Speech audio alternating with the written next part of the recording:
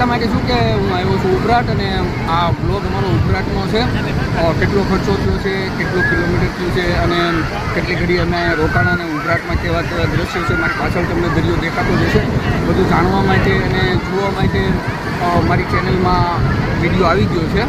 તો અહીંયા નીચે લિંક દેખાતી હશે અને ફેસબુકમાં જોતા હોય તો કોમેન્ટ બોક્સની અંદર લિંક મૂકેલી છે.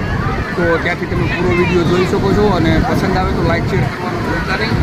કુદરતી દ્રશ્યો દરિયાનું તો શું મારે વાત કરવી, અને દ્રશ્યો તો કુદરતી એક નંબર છે. તો આવો અને જુઓ અને વિડીયોને વધુને વધુ લાઇક શેર